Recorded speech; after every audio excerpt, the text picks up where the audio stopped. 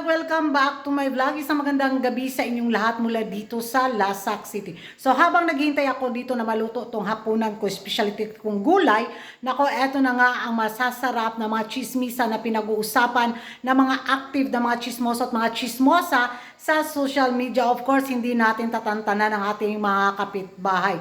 So habang busy ang ating mga kandidata sa kanilang ganap sa Miss Universe Philippines 2026, busy din ang ating mga kapitbahay sa pag-aabang sa mga ganap ng ating mga frontrunner sa Corona sa Miss Universe Philippines 2026. At isang nga sa center of attention ngayon na hindi talaga mawala sa kanilang bukang bibig ang pambato ng La Union, na kung saan mga karag-karag, wala muna tayong minupusal fashion distraction local, very distraction tayo sa kaganapan sa ating buhay.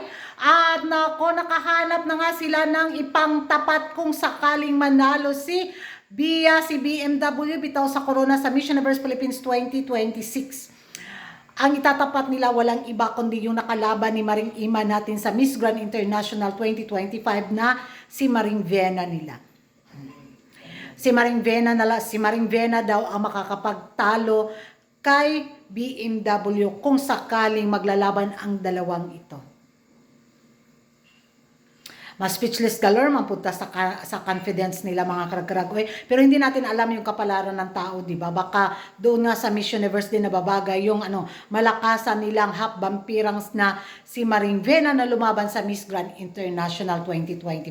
So base sa kanila mga chikahan doon na si Maring Vena lang daw ang pwedeng ang maging ka-level ni BMW pagdating sa Miss Universe pageant.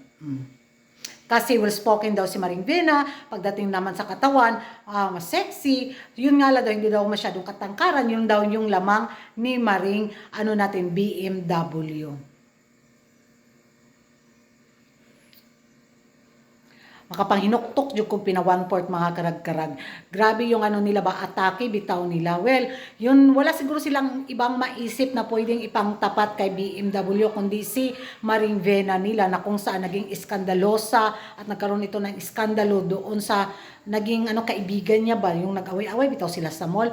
So sa kanyang naging laban naman sa Miss Grand International, na kung saan nakalaban niya si Maring Ima Tiglaw, okay naman, pero wala jud at bigat na siya nirampahan.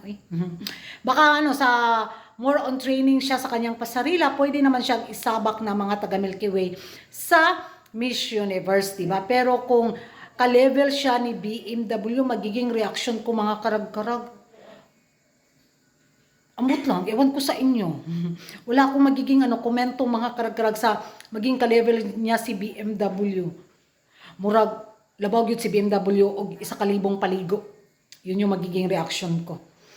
Pagdating naman sa communication skills, labaw pag yun si BMW o 2,000 na panglugod sa iyang lawas. Pagdating naman sa katawan, na mas labaw yun si BMW o 3,000 nga. Wala. Yun lang yung magiging komento ko mga karag-karag. Ewan ko sa inyo kung anong yung magiging comment ninyo tungkol nga dito. Nakahanap na sila ng ipangtapat kung sakaling manalo sila Union sa Corona sa Miss Universe Philippines 2026. Yun nga si Maring Vena nila. Sa tingin nyo mga karag-karag, kaya kanyang lamangan ni Maring Vena itong malakas nating frontrunner kung maglalaban sila sa Miss Universe? Yan yung malaking tanong na naghahanap tayo ng kasagutan sa darating na panahon. And thank you for watching. See you in my next vlog. Kung hindi ka pa nakapag-subscribe sa YouTube channel ko, don't forget to like and subscribe ko Ragan Karag. And hit the notification bell para update kayo sa mga latest kaganapan at late na intriga sa mundo ng beauty pageant. And thank you for watching. See you in my next vlog. Bye-bye!